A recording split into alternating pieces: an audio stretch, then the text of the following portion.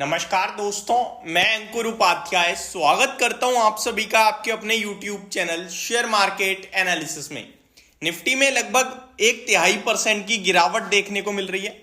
ऐसा कुछ खास लाल निशान है नहीं, खास डर का माहौल है नहीं, जितना डर का माहौल कल के ट्रेडिंग सेशन में बना था अमेरिका में। अमेरिका का बाजार देखकर तो ऐसा लग रहा था कि भारतीय बाजार कल गया। लेकिन अभी मैं आप सभी को जो चीज बोलने जा रहा हूं वो बहुत इंपॉर्टेंट है, ध्यान से समझिएगा। पहले मैं आपको बता दूं कल एक्चुअली में हुआ क्या है।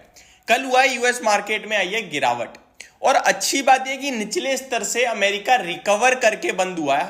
अगर आप लो देखेंगे और लो से काउंट करेंगे तो around 120 points Dow Jones recover हो गया। एक समय पे जो अमेरिका का बाजार मोर देन 500 पॉइंट्स नीचे था वो 396 पॉइंट गिरकर बंद हुआ है। तो यहां पे रिकवरी ही अपने आप में सबसे इंपॉर्टेंट रोल प्ले करती है। कल अगर नेस्डेक इंडेक्स देखें तो वो जो 1% से ज्यादा नीचे था वो 1% से कम गिरकर बंद हुआ है। यानी कि ओवरऑल पूरे मार्केट में गिरावट तो थी, बट लास्ट में हल्की हल्की रिकवरी आई है।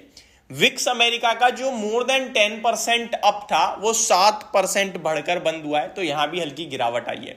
तो ये जो विक्स का गिरना पॉजिटिव होता है और पूरे अमेरिका में रिकवरी आई है, यही एक अच्छी चीज देखने को मिली। अब ये जो बाजार में हमारे भारतीय बाजार में अभी गिरावट चल रही है, निफ्टी 75 पॉइंट नीचे है लेकिन डे हाई पे ट्रेड कर रहा है। अगर आप नोटिस करें तो बैंक निफ्टी 190 पॉइंट्स नीचे है, सेंसेक्स 280 पॉइंट्स नीचे है।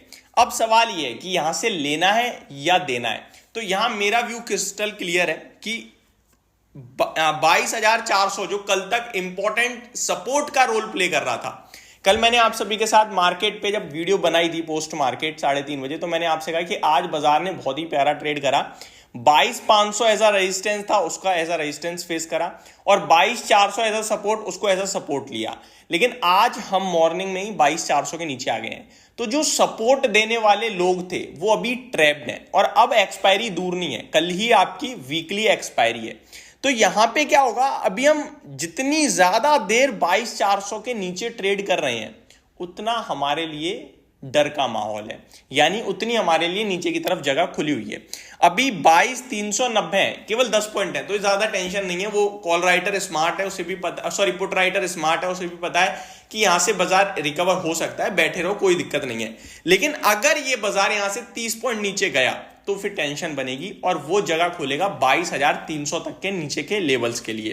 बट अभी एज ऑफ नाउ अगर आप देखें तो भारतीय बाजार में कोई दिक्कत, कोई परेशानी दिख नहीं रही है, क्योंकि आपका जो मिड कैप स्मॉल कैप है वो हरे निशान में है, मार्केट ब्रेथ पॉजिटिव है, इसलिए आपका सब कुछ ठीक ही दिख रहा है। अब मैं अगर आप सभी के साथ बात करूं डाउ फ्यूचर्स कैसे ट्रेड कर रहे हैं, तो डाउ फ्यूचर्स को एक बार देख लेते हैं, क्योंकि हमारा भारतीय बाजार तो अभी ज्यादा कुछ नेगेटिव दिख नहीं रहा है और अमेरिका में ही गिरावट आई है। तो अगर मैं डाउ फ्यूचर्स की बात करूं तो ये अभी भी 56 पॉइंट के करीब नीचे ही देखने को मिल रहे हैं, तो यहां से अभी भी पॉजिटिविटी नहीं आ रही है। तो अभी आपको फ्रेश बाइंग नहीं करनी चाहिए ये माहौल को देखते हुए। अगर आप बाय ऑन डिप वाले ट्रेडर हैं तो अभी आपको वेट करना चाहिए, ऐसा मेरा मानना है, क्योंकि मार्केट में दोबारा से एक सेलिंग प्रेशर आ सकता है किसी भी वक्त।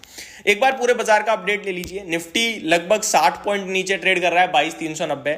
सेंसेक्स 225 पॉइंट नीचे है, बैंक निफ्टी 150 पॉइंट नीचे है, मिड कैप स्मॉल कैप हरे निशान में है, स्मॉल कैप स्पेशली आधे % से ज्यादा तेजी में है। एडवांस शेयर्स की बात करी जाए तो 1420 शेयर्स पॉजिटिव है, 620 शेयर्स नेगेटिव है। तो मार्केट ब्रेथ स्ट्रॉन्ग है, एक गिरने वाले शेयर के सामने दो बढ़ने वाले शेयर ऑलमोस्ट आपकी स्क्रीन पे खड़े हैं। एक बार फिर मेटल सेक्टर लीड कर रहा है मार्केट को, मीडिया एनर्जी यहां भी तेजी है, और रियलिटी एफएमसीजी फार्मा में गिरावट देखने को मिल रही है। टॉप गेनर्स की लिस्ट में जीआरएसई 7% ऊपर है, 8% इनफैक्ट। ओआईएल 5% की रैली, नेशनल एल्यूमिनियम 5% ऊपर है, एमएमटीसी में भी तेजी है, और टाटा इन्वेस्टमेंट फिर से सर्किट टू सर्किट चलने लगा है, और अभी ऊपर के सर्किट टू सर्किट चलने लगा है। टॉप लूजर्स में लोधा है केवल 3% नीचे, तो गिरावट ज्यादा है नहीं कहीं भी।